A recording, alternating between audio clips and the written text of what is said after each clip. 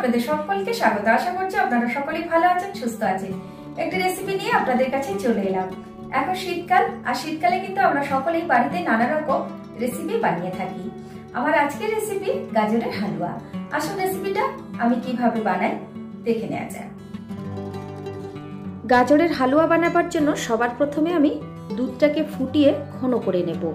এখানে আমি প্যাকেটের ঘন তাজা দুধ 1.5 লিটার কড়াইয়ের মধ্যে দিয়ে দিলাম। এদিকে আমি দুধটা ফুটতে দিলাম, ততক্ষণে আমি গাজরটাকে গ্রেট করে নেব।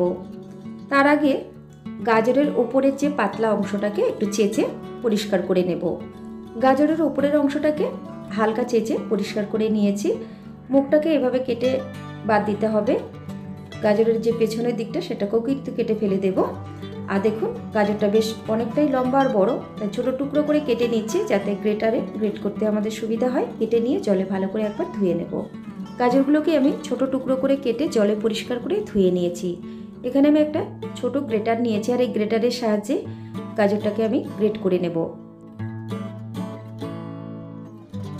গাজরটা আমার গ্রেট করে নেওয়া হয়ে গেছে, একটা প্লেটে তুলে নিচ্ছি।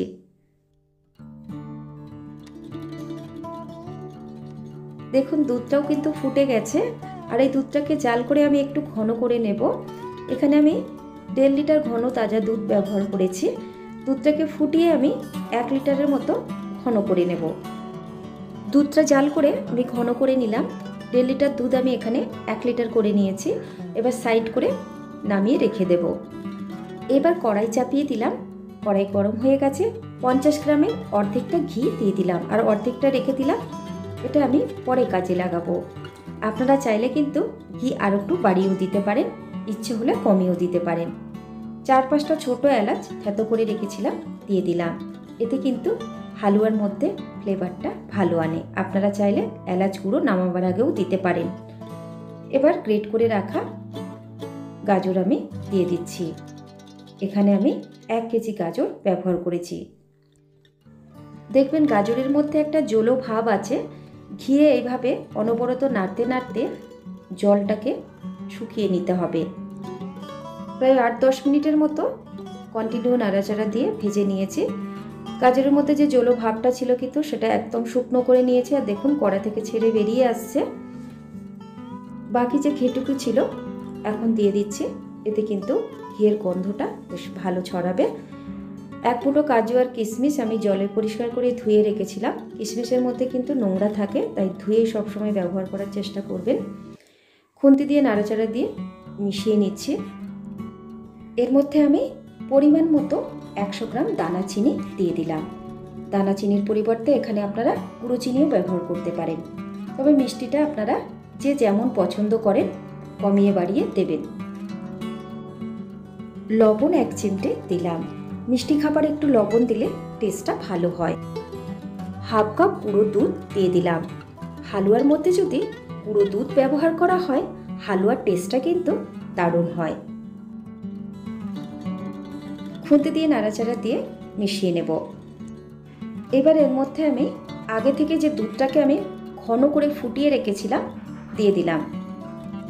ওভেনের ফ্লেমটাকে হাই করে দিলাম, আর এইভাবে কন্টিনিউ নাড়তে নাড়তে বেশ কিছুক্ষণ ফুটিয়ে ঘন করে নেব।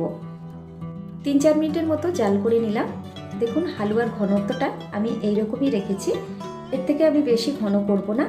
হালুয়া কিন্তু একটু পাতলা থাকলে খেতে বেশি সুস্বাদু লাগে।